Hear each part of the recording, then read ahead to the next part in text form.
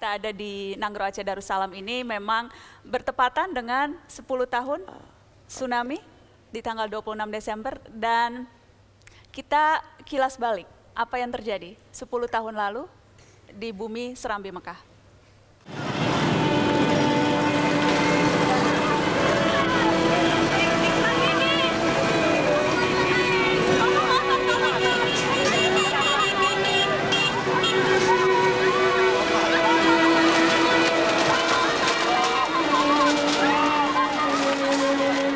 Pagi itu, 1 dekade lalu, pukul 7:58 di hari Minggu 26 Desember, bumi Aceh bergetar dengan kekuatan gempa lebih dari 9 skala Richter.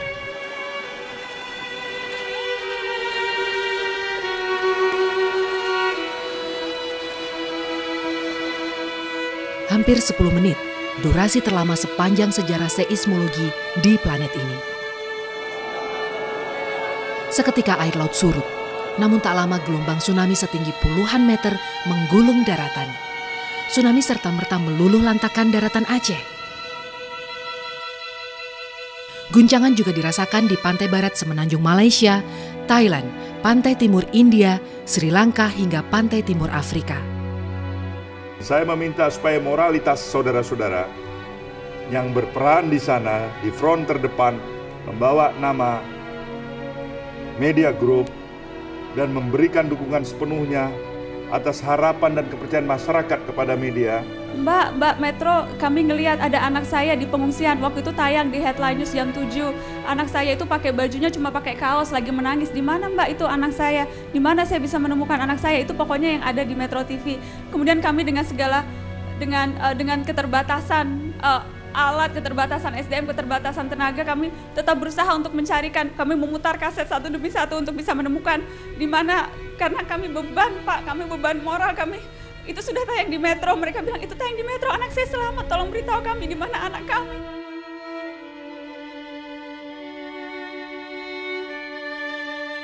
Kita lihat di pinggir-pinggir kota juga puing-puing sampah masih banyak sekali reruntuhan bercampur dengan jenazah-jenazah yang sampai saat ini masih belum bisa dievakuasi. Tadi dikatakan salah satu kesulitan terbesar, paling besar saat ini Mutia adalah tidak adanya truk-truk pengangkut yang dapat mengevakuasi baik itu mayat, baik itu korban luka yang masih hidup untuk dibawa ke Medan, ataupun mengevakuasi para pengungsi.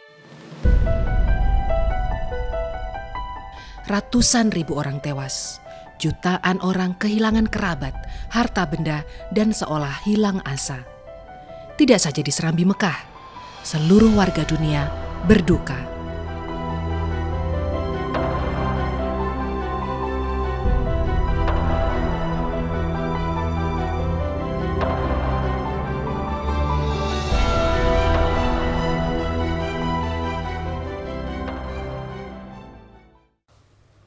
Kita tidak ingin berlarut dalam kesedihan. Tidak apa-apa kita mengingat apa yang sudah terjadi, tapi apa yang kemudian bisa kita petik pelajaran dari peristiwa itu. Bang Faisal, Anda tampaknya begitu terpukul.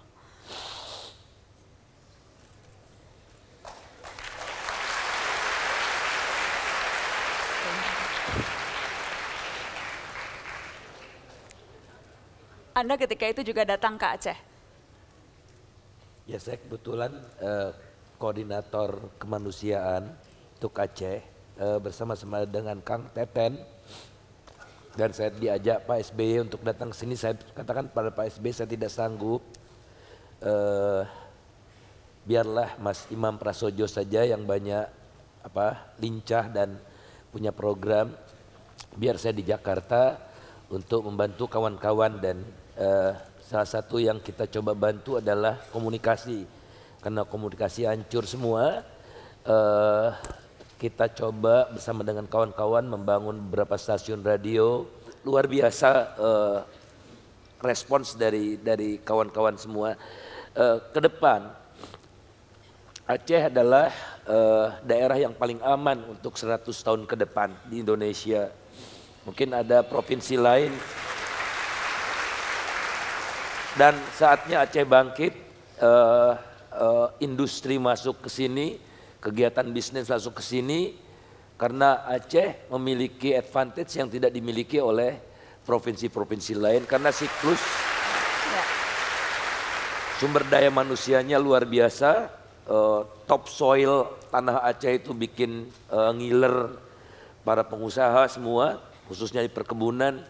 Mari 10 tahun tsunami ini kita jadikan momentum bagi kebangkitan Aceh supaya Aceh tidak sekedar ekonominya bertopang pada jasa dan lebih banyak, jauh lebih banyak mengimport dari provinsi-provinsi lain, bangkit dari seluruh lini, baik perikanannya, migasnya, industrinya. Kalau pendidikan memang sudah dari dulu Aceh superior. Terima kasih. Bang Faisal Basri. Ibu Susi. Pesawat baru 1 bulan, tsunami di Aceh terjadi. Bupati Simelu telepon selalu sebelum itu. Kemudian Pak Teten Mas Duki kasih SMS katanya Banda Aceh seperti killing field. Saya telepon Bupati Simelu tidak saut-saut.